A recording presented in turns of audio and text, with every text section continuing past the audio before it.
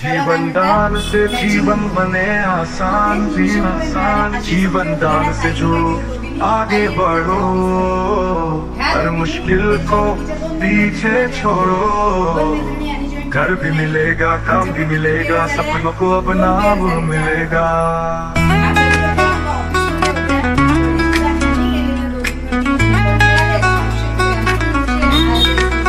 जीवन दान से जुड़ो, आगे बढ़ो, हर मुश्किल को पीछे छोड़ो।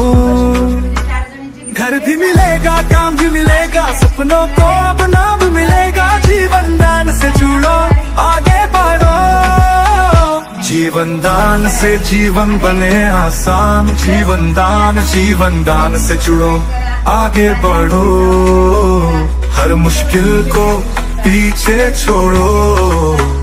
घर भी मिलेगा, काम भी मिलेगा, सपनों को अपना मिलेगा।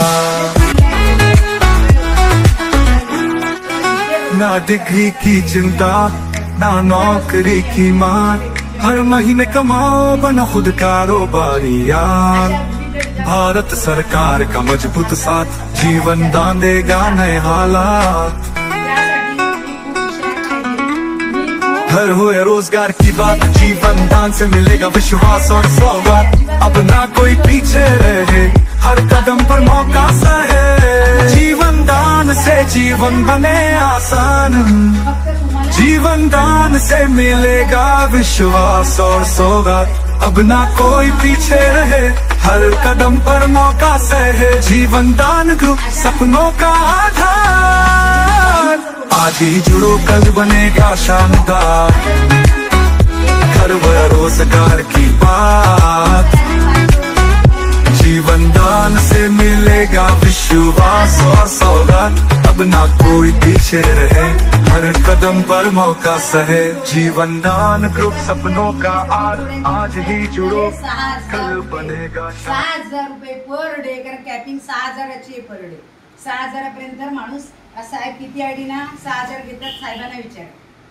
असे अनेक त्यांच्या खालचे लोक घेतात, त्यांच्या खालचे घेतात। म्हणजे आमच्याकडे कितीतरी लोक असे आहेत की दिवसाला एका आयडीला 600 रुपये, ज्यांचे 3-3 आहेत, 7-7 आयडी आहेत। साहेबांकडेच एक तुमच्याकडेच आहेत ना साहेब, एक मॅडम आहेत त्या कासवकर मॅडम, 11 की 12 आयडी आहेत त्यांच्या कासवकर मॅडमच्या। तुम्हाला मी सांगते तर कित्येक लोक आहेत स्मार्ट वर्क करणार आहेत। तर माणसं किती पाहिजे प्रत्येक आयडीला? राईटला एक, लेफ्टला एक, 2 आपण करू तेवढी आहे। पण आपलं जर 7चा स्ट्रक्चर, 3चा स्ट्रक्चर व्यवस्थित मारलेला असेल आणि त्याच्याखाली 3 लोक जर लावले, तर ही मीच आहे रसिका, ह्या रसिका, ही रसिका, ह्याच्याखाली 4 लोक लावली, ते 4 लोकांना प्रॉपर मार्गदर्शन केलं, ही पण 6,000ला आयडी गेली, ही पण आणि ही पण। तर दिवसाला किती झाले? 6 × 12 18 प्लस लेवलचं इन्कम, म्हणजे 2,000 ते 22,000 रुपये आपण काय करू शकतो?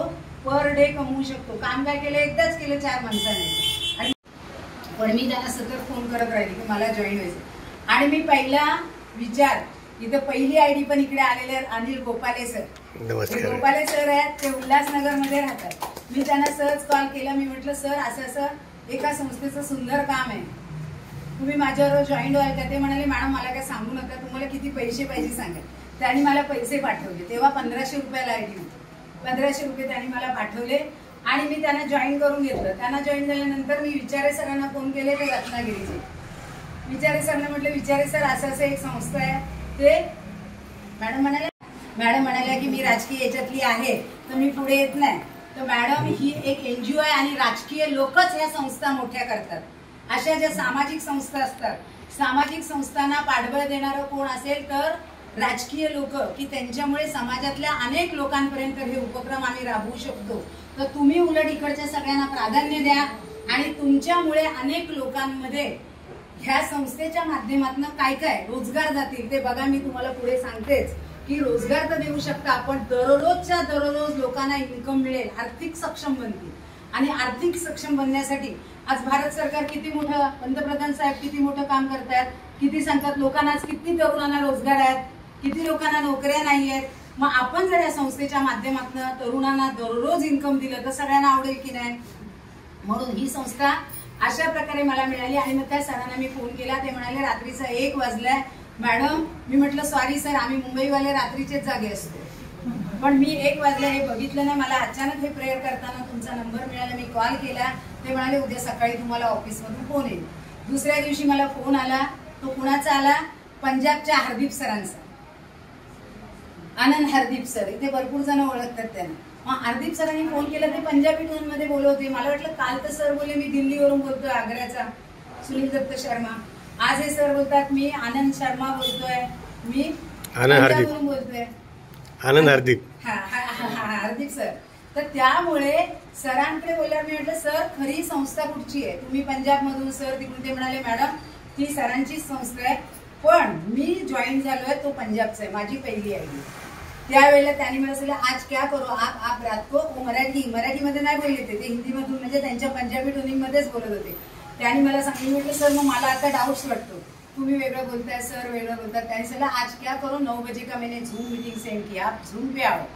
झूम में भारत के सभी राज्यों से लोग काम करते हैं. तर सगळ्या राज्यातल्या लोकांना तुम्ही पहिलं बघा, 2-3 दिवस कंटिन्यू मीटिंग करा, नंतर तुम्हाला आवडलं तर तुम्ही आमच्याबरोबर जॉईन व्हा. मी म्हटलं मला आत्ताच आवडलंय, मला आत्ताच जॉईन व्हायचं. काहीतरी बघता बघता जीवनदानची ऍड दिसली, देवाची प्रेयर करताना. तर ऍड दिसली म्हणून जीवनदान हा शब्द बघितल्यावर जीवनदान थोडं अट्रॅक्शन तयार होतं. तर हे काय आहे म्हणून मी संपूर्ण ते पाहिलं तर मला आवडलं. त्याच्या खाली एक छोटासा नंबर होता. मला नंबर पण कळत नव्हता, वाचायला येत नव्हता, तरी मी विचारलं असं की माझ्या मुलाला की अरे हा नंबरवरती एक फोन. मम्मी तो म्हणाले काय माहिती, मी ऐकलं तुझं सगळं. रात्री तेव्हा वाजले होते 12, 11:30, 12चा टाइम होता. त्याने मला सांगितलं की मम्मी हे सगळं